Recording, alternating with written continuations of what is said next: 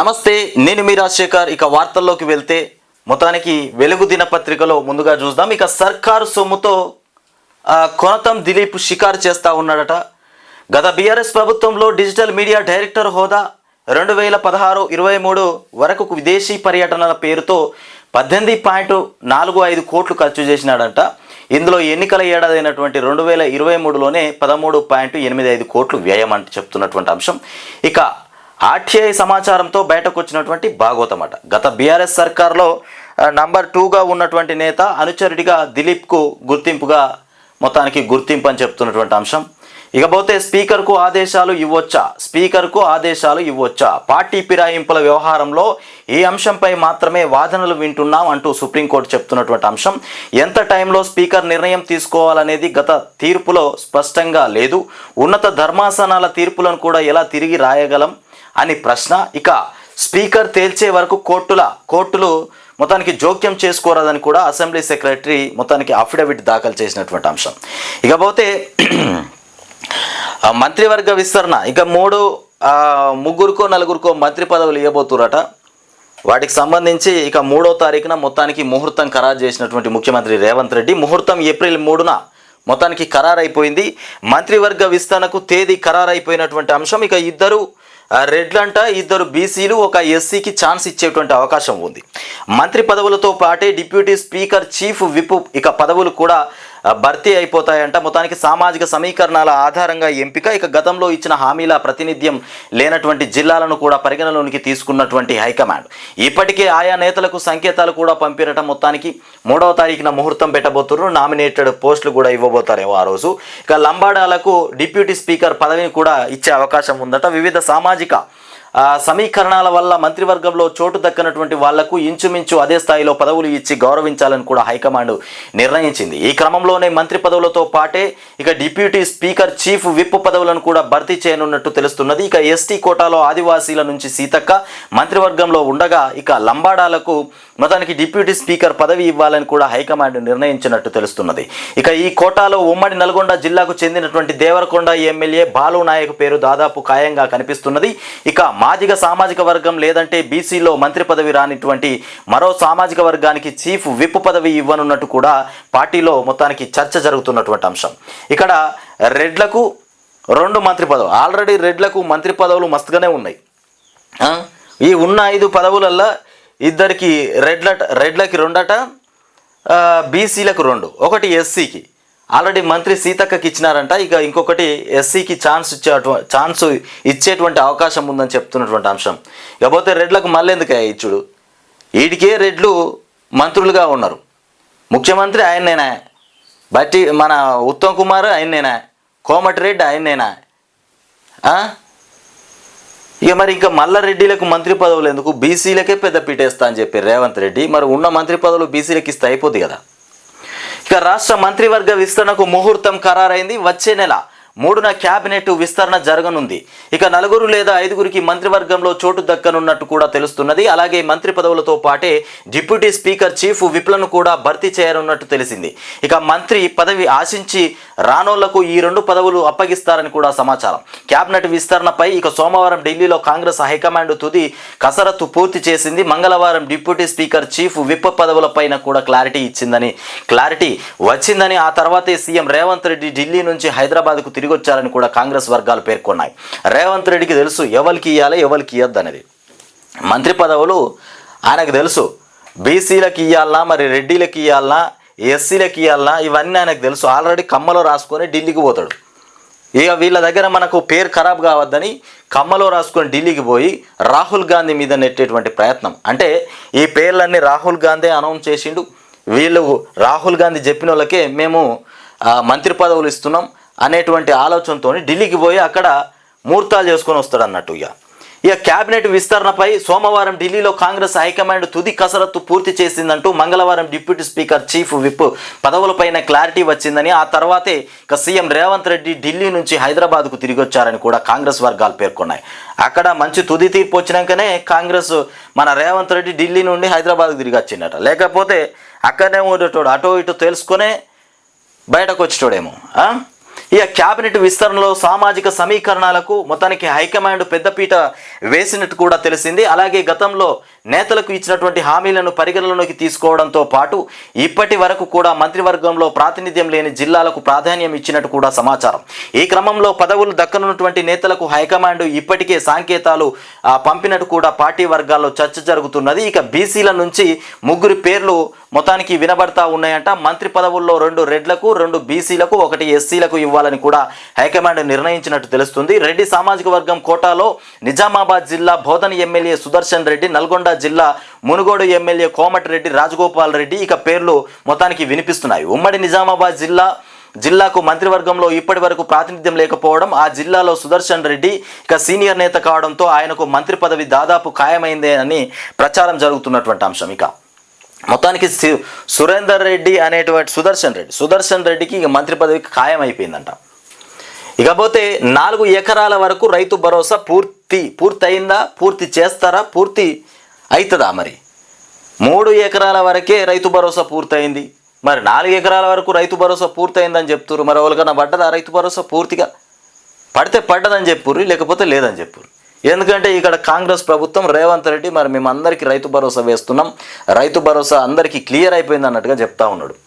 రాష్ట్ర వ్యాప్తంగా 4 ఎకరాల వరకు భూమి ఉన్న రైతులకు రైతు భరోసా నిధులు విడుదల పూర్తయింది. ఇక మంగళవారం 3.33 లక్షల ఎకరాలకు కూడా గాను 1.06 లక్షల మంది రైతుల ఖాతాల్లో మొత్తానికి 199.99 కోట్ల నిధులను కూడా సర్కారు జమ చేసిందని చెప్తున్నటువంటి అంశం. ఇకపోతే గ్రీన్ కార్డు హోల్డర్ల సోషల్ ఇక ఖాతాలను కూడా వెరిఫై చేస్తాం. ఇక అమెరికాలో ఉంటున్నటువంటి గ్రీన్ కార్డు హోల్డర్లు ఇక తమ సోషల్ ఖాతాల వివరాలను కూడా సమర్పించాలనేటువంటి కొత్త పాలసీని అమెరికా తెరపైకి తెచ్చింది. ఈ నిర్ణయం ఇక అమలైతే ఇక అక్కడి ఇండియన్లకు చిక్కులు మొదలయ్యేటువంటి అవకాశం ఉందని చెప్తున్నారు. ఇక త్వరలో యూపీఐ ఏటీఎం ద్వారా మొత్తానికి పిఎఫ్ విత్డ్రా చేసుకోవచ్చంట. ఉద్యోగులు త్వరలో తమ పిఎఫ్ డబ్బును కూడా యూపీఐ ఏటీఎంల ద్వారా విత్డ్రా చేసుకునేటువంటి అవకాశం అందుబాటులోకి రానుంది. దీనికి సంబంధించి ఎన్పిసిఐ చేసినటువంటి సిఫార్సును లేబర్ అండ్ ఎంప్లాయ్మెంట్ మినిస్ట్రీ ఆమోదించినటువంటి అంశం. ఇకపోతే పిఎఫ్ డబ్బులు ఏవైతే ఉంటాయో త్వరలో యూపీఐ ఏటీఎం ద్వారా ఆ పిఎఫ్ డబ్బులను విత్డ్రా చేసుకునేటువంటి అవకాశం కల్పిస్తున్నామని చెప్తున్నారు. ఇకపోతే 50,000 వరకు లోన్లకు 100% సబ్సిడీ, 50,000 వరకు 100% సబ్సిడీ లోన్లు ఇవ్వబోతున్నారట. 1,00,000 వరకు 90%, 2 లక్షల వరకు 80%, 4 లక్షలు తీసుకుంటే 70%. మొత్తానికి ఈ రకంగా సబ్సిడీ ఇవ్వబోతున్నటువంటి రాజీవ్ యువ వికాస్ అనేటువంటి స్కీమ్. ఇక స్కీమ్ మొత్తానికి గైడ్లైన్స్ రిలీజ్ చేసినారంట. ఇక అమరుల ఎస్సీ వర్గీకరణ ఉద్యమంలో ప్రాణాలు కోల్పోయిన వారి ఫ్యామిలీస్కు ప్రాధాన్యం ఎక్కువ ఇస్తారట. అమరుల విషయంలో ఎవరైతే ప్రాణాలు కోల్పోయారో ఉద్యమ సమయంలో వాళ్ళకు ప్రాధాన్యం ఎక్కువ ఇస్తారంట. ఇకపోతే 5 లక్షల యూనిట్లలో మొత్తానికి 25% మెన్స్కు, అందులో ఒంటరి వితంతు మహిళలకు ప్రయారిటీ ఎక్కువగా ఇవ్వబోతున్నామని చెప్తున్నటువంటి అంశం. మొత్తానికి 50,000 వరకు లోన్లు ఉంటాయి. 50,000 వరకు లోన్లకు 100% సబ్సిడీ. 50,000 వాళ్ళని తీసుకుంటే వాళ్ళకి కట్టాల్సిన అవసరమే లేదు. మొత్తమే 50,000 లోన్ తీసుకుంటే డబ్బులు కట్టాల్సిన అవసరం లేదు. ఇక మొత్తానికి 1,00,000 తీసుకుంటే 90% సబ్సిడీ, 2 లక్షలు తీసుకుంటే 80% సబ్సిడీ, ఇక 4 లక్షలు తీసుకుంటే 70% సబ్సిడీ, అంటే 30% కట్టాలి. ఇది. ఇకపోతే ఛత్తీస్గఢ్లో ఎన్కౌంటర్, 3 మావోయిస్టులు మృతి చెందినటువంటి ఘటన. మృతుల్లో ఎస్జెడ్సి మెంబర్ సుధీర్ అలియాస్ సుధాకర్. ఇక ఘటనా స్థలంలో 303 రైఫిళ్లతో మొత్తానికి పాటు 12 బోర్ తుపాకులు కూడా సీజ్ చేసినారట. మిగిలిన వారి కోసం 500 మందితో ఇక జల్లెడ పడుతున్నటువంటి అధికారులు అని చెప్తున్నటువంటి అంశం. ఇక బెట్టింగ్కు మరో యువకుడు బలి, రైలు కింద పడి ఆత్మహత్య చేసుకున్నాడట. బెట్టింగ్ పెట్టకురా నాయన, పెట్టి ఆత్మహత్యలు చేసుకున్నాడు ఎందుకు? సావు కొని తెచ్చుకున్నాడు ఎందుకు? ఐపీఎల్లో ₹1,00,000 వరకు నష్టం వచ్చిందట. సూసైడ్కు ముందు ఫ్రెండ్స్కు ఇక లొకేషన్ షేర్ చేసిందట. మేడ్చల్ జిల్లా గుండ్లపోచంపల్లిలో చోటు చేసుకున్నటువంటి ఘటన. ఐపీఎల్లో ₹1,00,000 వరకు నష్టం వచ్చిందట. ఐపీఎల్ స్టార్ట్ అయ్యేటప్పుడే చెప్పారు, బెట్టింగ్లు పెట్టకుర్రా నాయన, పెట్టి ప్రాణాలు కోల్పోకుర్రి, ఆగం చేసుకోకుర్రి బతుకులు అని చెప్తే మళ్ళా మొదటికే వచ్చింది మనిషి. ఇక ఇక బెట్టింగ్ యాప్స్లో మనీ లాండరింగ్ త్వరలో సెలబ్రిటీలు యూట్యూబర్లకు ఈడీ సమన్లు. మొత్తానికి పంజాగుట్ట మియాపూర్ పిఎస్లలో నమోదైనటువంటి కేసుల ఆధారంగా దర్యాప్తు చేస్తున్నామని చెప్తున్నటువంటి అంశం. బెట్టింగ్ యాప్స్ కేసులో ఇక ఎన్ఫోర్స్మెంట్ డైరెక్టరేట్ ఈడీ దర్యాప్తు ముమ్మరం చేసింది. పంజాగుట్ట మియాపూర్ పోలీస్ స్టేషన్లో నమోదైనటువంటి ఎఫ్ఐఆర్ సహా బెట్టింగ్ యాప్స్ మొత్తానికి వివరాలను ఈడీ అధికారులు ఇప్పటికే సేకరించారు. ఈ 2 కేసుల ఆధారంగా మొత్తానికి ప్రివెన్షన్ ఆఫ్ ఇక మనీ లాండరింగ్ యాక్ట్ ఇక పిఎంఎల్ఏ కింద Hyderabad zonal joint director Rohit Anand నేతృత్వంలో అధికారులు దర్యాప్తు ప్రారంభించారు. మియాపూర్ ఇక పిఎస్లో నమోదైనటువంటి కేసులో నిందితులుగా పేర్కొన్నటువంటి రాణా దగ్గుబాటి ప్రకాష్ రాజ్ ఇక విజయ్ దేవరకొండ సహా 25 మందికి త్వరలోనే నోటీసులు జారీ చేయనున్నట్లు కూడా తెలిసింది. ప్రధానంగా బెట్టింగ్ యాప్స్ ద్వారా నిర్వాహకులకు ఇక సమకూరుతున్నటువంటి డబ్బు ఎక్కడికి వెళ్తుందనేటువంటి కోణంలో ఈడీ దర్యాప్తు చేస్తున్నది. ఈ క్రమంలో సెలబ్రిటీలు ప్రమోట్ చేసినటువంటి 19 యాప్స్ నిర్వాహకులకు చెందినటువంటి బ్యాంక్ అకౌంట్ల ఆధారంగా బెట్టింగ్ ఇక ట్రాన్సాక్షన్ల వివరాలను కూడా సేకరిస్తున్నారట. ఇక ఈ బెట్టింగ్ యాప్లకు సంబంధించి కొంతమంది యూట్యూబర్లు, కొంతమంది సెలబ్రిటీలు వీళ్ళు కూడా ప్రమోట్ చేస్తూ ఉన్నారట. అంటే అడ్వర్టైజ్మెంట్ చేస్తూ ఉన్నారు. ఈ బెట్టింగ్ గురించి ఎవరైతే అడ్వర్టైజ్మెంట్ చేసిరో వాళ్ళను కూడా అదుపులోకి తీసుకున్నాం అని చెప్తున్నటువంటి అంశం. వాళ్ళ మీద కేసు నమోదు చేసినారంట, దర్యాప్తు కూడా చేస్తారట మొత్తానికి. ఇక మొత్తానికి అసెంబ్లీలో మొత్తానికి వేడిగా గరం చర్చలు అయితే కొనసాగుతూ ఉన్నాయి. ఇక ఇవాళ తెలంగాణ రాష్ట్రంలో కాంగ్రెస్ ప్రభుత్వం అధికారంలోకి వచ్చిన తర్వాత విద్యార్థులు బడిబాట పట్టాల్సిన విద్యార్థులు బళ్ళోకి వెళ్ళి ప్రైవేటు పాఠశాలకు వెళ్ళిపోతూ ఉన్నారు. ప్రైవేటు పాఠశాలకి అసలు ప్రభుత్వ స్కూళ్ళల్లో చదువుకుంటలేరు విద్యార్థులు, ప్రైవేటు బడులకే వెళ్తున్నారు. అంటే వీళ్ళ పాలన గట్లా ఉన్నది. ఎన్ని స్కూళ్ళు మూతపడ్డాయి? చాలా వరకు స్కూళ్ళు మూతపడ్డాయి. ఇక విద్యా పద్ధతులపైన అసెంబ్లీలో వాడివేడి చర్చ కొనసాగింది. గతంలో సబితా ఇంద్రారెడ్డి విద్యాశాఖ మంత్రి ఉండే. విద్యాశాఖ మంత్రిగా ఉన్నప్పుడు అద్భుతంగా కేసీఆర్ అల్పాహారం పెట్టిండు, బడిబాట కార్యక్రమం పెట్టిండ్రు, పిల్లలను బడికి తీసుకురావడము, ఇట్లాంటి అంశాలు ప్రతి స్కూల్లో కూడా కంప్యూటర్లు ఇవ్వడము, చదువుకోవడానికి సరైనటువంటి పుస్తకాలు, యూనిఫామ్లు అన్నీ ఏర్పాట్లు చేసిరు గత ప్రభుత్వంలో. ఇప్పుడు ఈ ప్రభుత్వంలో పిల్లలు ప్రభుత్వ బడికి పోదామంటే భయపడిపోయేటువంటి పరిస్థితి వచ్చేసింది. స్కూళ్ళల్లో ఇక గతం అయితే బీఆర్ఎస్ సర్కార్లో 20,000 ఉద్యోగాలు వేసిరు, టీచర్ ఉద్యోగాలు. బీఆర్ఎస్ సర్కార్లో 20,000 టీచర్ ఉద్యోగాలు వేసిరు. డిఎస్సి ద్వారానే 15,000 ఉద్యోగాలు వేసారంట డిఎస్సి ద్వారా. ఇవాళ వీళ్ళు ఏం చేసిరు? ఏం వేయలే, ఏం చేయలే, ఇట్లా మాట్లాడుతున్నారు. వీళ్ళు అడ్డగోలుగా మాటలైతే మాట్లాడుతూ ఉన్నారు. ఇక స్కూళ్ళల్లో సౌలతులు సరిగ్గా లేవన్నటువంటి ప్రతిపక్ష ఇక మిత్రపక్ష సభ్యులు బడుల మూత ఉపాధ్యాయ నియామకాలపైన ప్రశ్నల వర్షం. గత సర్కారు పాపమే అని అధికార పక్షం కౌంటర్. ఇప్పుడు ఎందుకు బడులన్నీ మూతబడ్డాయా అంటే గత సర్కారు పాపం అని చెప్తారు. ఇవి దొంగ మాటలు. ఒక ఏడాదిలోనే 3.63 లక్షల మంది స్టూడెంట్లు తగ్గిండ్రు. సబితా ఇంద్రారెడ్డి ఒక్క ఏడాదిలోనే 3,63,000 మంది విద్యార్థులు ప్రైవేటు బళ్ళకు పోయిరు. ఇది వ్యవస్థ. కాంగ్రెస్ హయాంలో మూతపడిన స్కూళ్ళ గురించి ఎందుకు మాట్లాడలేదు? హరీష్ రావు మాట్లాడుతున్నటువంటి అంశం. మౌలిక సదుపాయాలు లేకుండా ఫ్యూచర్ జనరేషన్ ఎట్లా తయారు చేస్తారు?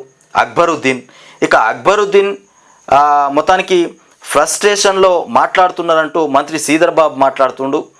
గత ప్రభుత్వ నిర్లక్ష్యం ఫలితమే అది తాము సెట్ చేస్తున్నామని ఆన్సర్ చెప్తుండట.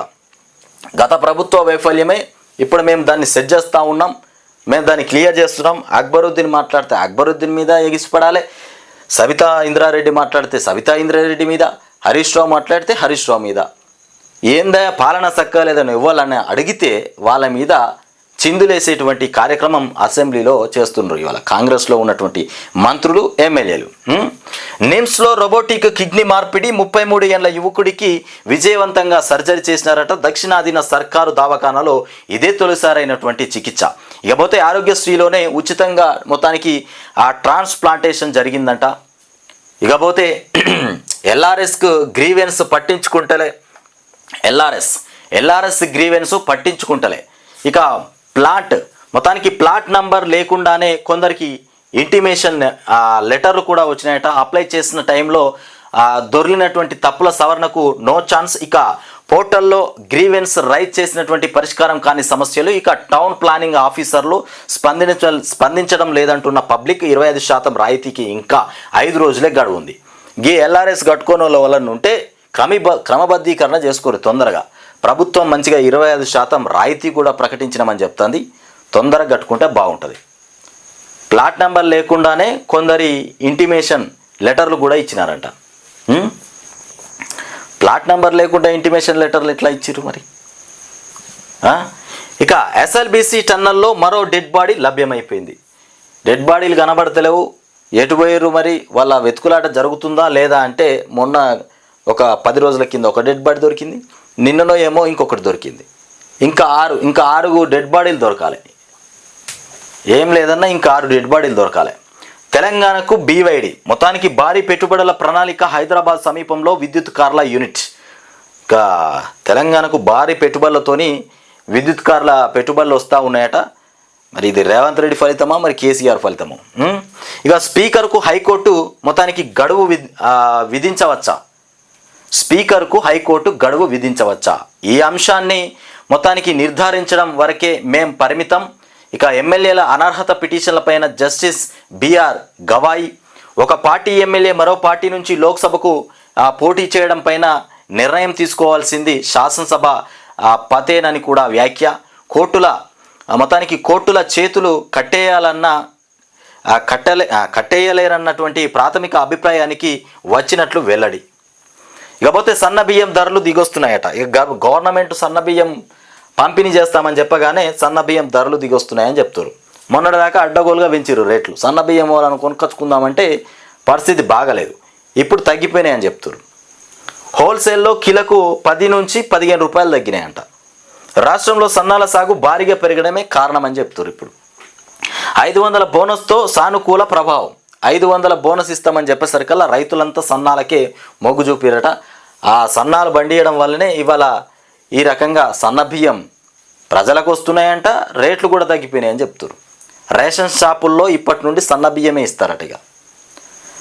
ఇక సన్నాల ధరలు ఇలా క్వింటాలకు రూపాయల్లో. రకం వచ్చేసి కొత్తవి, పాతవి. ఇక బోనస్కు ముందు బీపీటీ బియ్యం 4000 రూపాయలు, పాత వచ్చేసి 4300 నుండి 4400 ఉందట. ఇక మొత్తానికి బోనస్కు ముందు ఏది ఈ 500 రూపాయలు బోనస్ గవర్నమెంట్ ఇవ్వడానికంటే ముందు 5300 నుండి 5800 ఉండే ఏది బీపీటీ బియ్యానికి. ఇక ఆర్ఎన్ఆర్కి వచ్చేసి 3900, 4300, ఇక 4600 పాతవి. ఇక 5600 రూపాయలు, 5900 రూపాయలు. ఇది సబ్సిడీకి మన ఇది బోనస్ కంటే ముందు. జై శ్రీరామ్కి సంబంధించి ఇక్కడ చూడరి 500 నుంచి 5500 ఉండే, 5000 నుంచి 5500 ఉండే. ఇక పాతవి 6000. ఇక బోనస్కు ముందు 6500 లేకపోతే 7000 రూపాయలు. ఈ రకంగా ఉండే రేట్లు అప్పుడు. ఇక RRR పైన వాడివేడి చర్చ కొనసాగుతూ ఉన్నది. మొత్తానికి ఈ ప్రాజెక్టు స్పష్టీకర్త కేసీఆర్ ప్రశాంత్ రెడ్డి బారాసాకు మొత్తానికి దీనిపై మాట్లాడే హక్కు లేదంటూ కోమటిరెడ్డి మాట్లాడుతూ ఉన్నాడు. మొత్తానికి ఇక బడుల మూసివేత పైన వాగ్వాదం జరిగింది. మొత్తానికి నిన్న గందరగోళమైనటువంటి పరిస్థితి, వాగ్వాదం. ఇకపోతే పార్టీ ఫిరాయింపులకు ఏడాది అయింది, చర్యలు ఇంకా తీసుకోలే. పార్టీ ఫిరాయింపులు ఏవైతే ఉన్నాయో ఏడాది అయింది, కానీ వాటి మీద చర్యలు లేవు. ఇక సాక్షి దినపత్రికలు చూస్తే జమిలీ బీజేపీ మొత్తానికి గడువు పొడిగింపు చేసిందంట. జమిలీ ఎన్నికలకు సంబంధించినటువంటి 2 బిల్లులపై అధ్యయనానికి ఏర్పాటైనటువంటి జేపీసీ ఇక గడువును లోక్సభ పొడిగించింది. ఇక బంగ్లాదేశ్లో సైనిక పాలన. బంగ్లాదేశ్ తాత్కాలిక ప్రభుత్వ అధినేత మహమ్మద్ మొత్తానికి యూనస్పై తిరుగుబాటుకు సైన్యం సిద్ధమవుతున్నట్లు కూడా మీడియా పేర్కొంది. ఇక సుంకాల కోతకు సిద్ధం. అమెరికాలో వచ్చే నెల 2 నుంచి ప్రతీకార టారిఫ్లు అమల్లోకి రాబోతున్న నేపథ్యంలో భారత్ కీలక నిర్ణయం తీసుకున్నట్లు కూడా తెలిసింది. ఇక 1,00,000 కోట్లతో ఢిల్లీ బడ్జెట్, మొత్తానికి ఢిల్లీ బడ్జెట్ చూడుర్రి 1,00,000 కోట్లతో పెట్టిరట. ఏకంగా 1,00,000 కోట్లు. మన దగ్గరనేమో 3,00,000 కోట్లు, 3,04,000 కోట్లు, జస్ట్ 3 లక్షలు.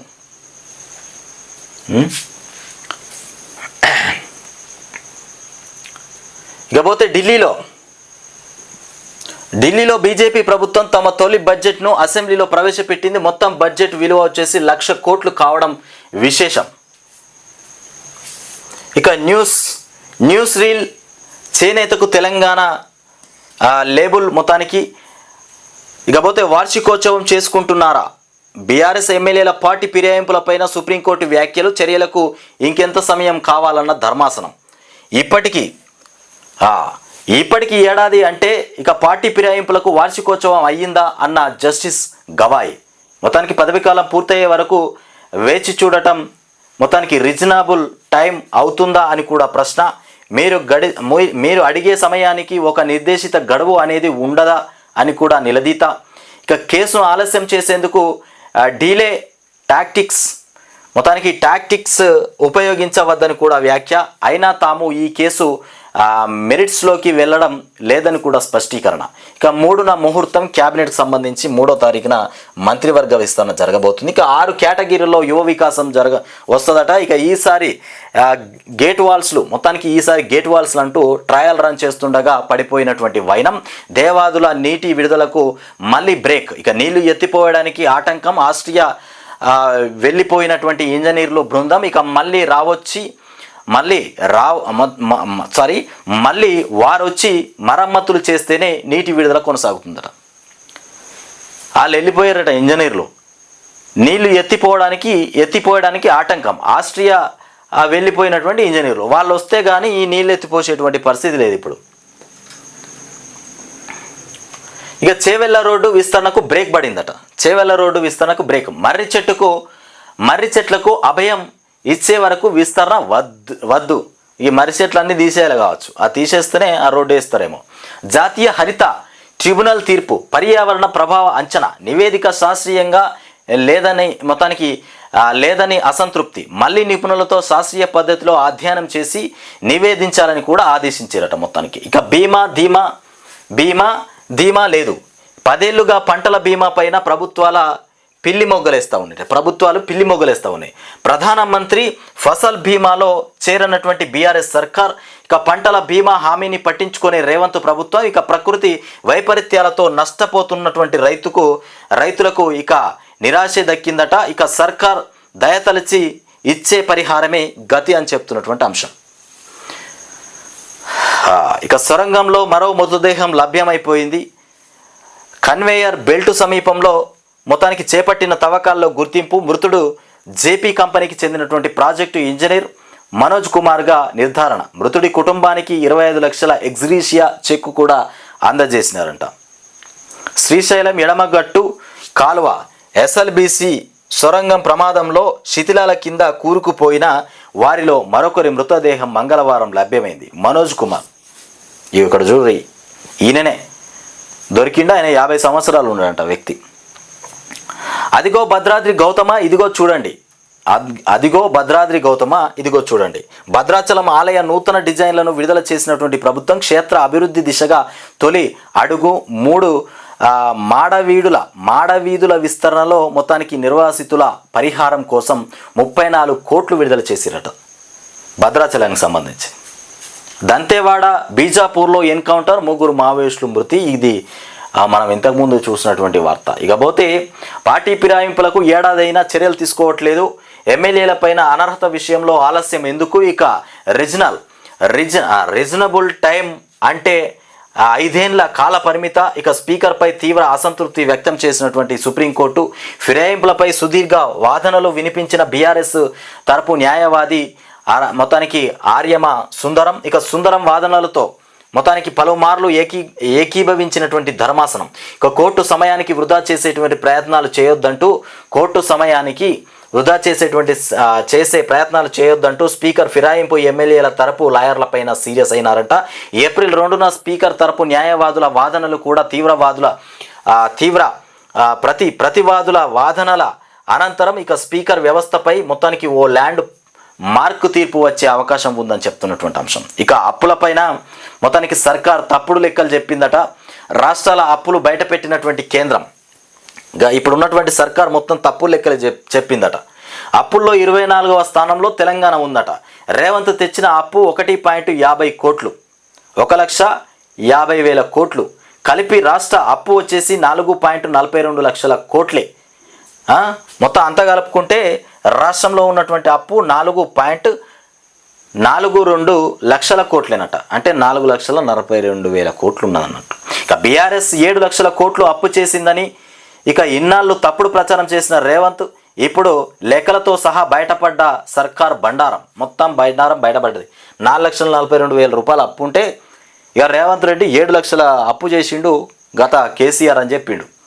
ఇక ఫార్ములా ఈ రేస్ పెడితే తప్ప మిస్ వరల్డ్ పోటీలు పెడితే కరెక్టా? ఇది క్వశ్చనే. ఫార్ములా ఈ రేస్ పెడితే కేటీఆర్ తప్పు చేసిండు అన్నాడు మరి రేవంత్ రెడ్డి. ఇలా మిస్ వరల్డ్ పోటీలు పెడుతుండు, ఎందుకు పెడుతుండు మరి? దాన్ని ఆసరాగా తీసుకునే ఈయన ప్లాన్ చేసిండు.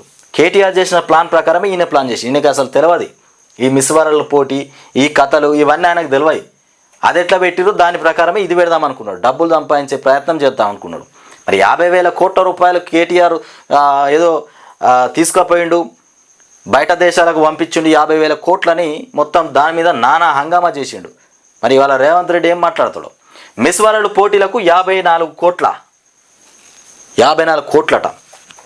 ఈ పోటీలతో ఉద్యోగాలు ఎలా వస్తాయి? రైతులు చనిపోతున్నా, పంటలు ఎండిపోతున్నా పట్టించుకోరా. 125 అడుగుల అంబేద్కర్ను ఇక బంధించారు. అంబేద్కర్ విగ్రహానికి టూరిజం కల్పించాలని చెప్తున్నటువంటి కేటీఆర్. మంత్రి శ్రీధర్ బాబుకు హరీష్ రావు మొత్తానికి సవాల్. ఇక టీచర్ రిక్రూట్మెంట్ పైన తప్పుడు ఆరోపణలు చేసినారు. 20,000 ఉపాధ్యాయ నియామకాలు జరిగాయి. గత బీఆర్ఎస్ సర్కార్లో 26,000 ఉపాధ్యాయ నియామకాలు జరిగినాయి. పబ్లిక్ సర్వీస్ కమిషన్ ద్వారానే 8,000 గురుకులాల్లో 18,000 ఉద్యోగాలు. అసెంబ్లీలో మాజీ మంత్రి హరీష్ రావు చెప్తున్నటువంటి అంశం. ఇక మీ మాటలు నన్ను బాధ పెట్టాయి. స్పీకర్ మాట్లాడినటువంటి మాటలు ఇక మొత్తానికి సునీతా లక్ష్మారెడ్డిని బాధ పెట్టినాయట. మరి ఏ రకంగా మాట్లాడిండు స్పీకర్? నేను ఎక్కడ పార్లమెంట్ మాట్లాడలేదు, సభలో సీఎం మంత్రులలా మాట్లాడలేదు, సభలో సీఎం మంత్రులలాగా మాట్లాడలేదు. సభాపతిగా మీ మాటలు విత్డ్రా చేసుకోవాలి. అసెంబ్లీలో ఎమ్మెల్యే సునీతా లక్ష్మారెడ్డి ఆవేదన వ్యక్తం. నాకు మహిళలంటే మస్తు గౌరవం అని చెప్తుండే స్పీకర్. మిమ్మల్ని అన్నట్లు అనుకోవడం పొరపాటు, మిమ్మల్ని నేను అన్నట్టుగా అనుకోవడం మీ పొరపాటు. ఇక వినబుద్ధి అవుతలేదని చెప్పిన కానీ మీరు తప్పుగా భావించి ఉండవద్దు. ఇక మీ మనసున్న కష్టపెడితే విడ్రా అంటూ సునీతా లక్ష్మారెడ్డి పైన స్పీకర్ స్పందన చేసిందట. మొత్తానికి ఇక ఎస్ఎల్బీసీలో మరో మృతదేహం లభ్యం. ఇక పోతే బెట్టింగ్ మరో యువకుడు బలి. రాష్ట్రంలో మరో అత్యాచారం. సంగారెడ్డిలో మహిళ పైన దారుణం. ఇక అడ్డుకున్న భర్త పైన దాడి. పరారీలో నిందితులు. కేసు దర్యాప్తు చేపట్టినటువంటి పోలీసులు. త్వరలో క్యాబినెట్ విస్తరణ. 500 కోట్ల విడుదల. ఈ నెల 30న సీఎం పర్యటన. 30వ తారీఖున రేవంత్ రెడ్డి మళ్ళీ పర్యటించబోతుండట. ఇవి తెలంగాణ రాష్ట్రానికి సంబంధించినటువంటి వార్తలు.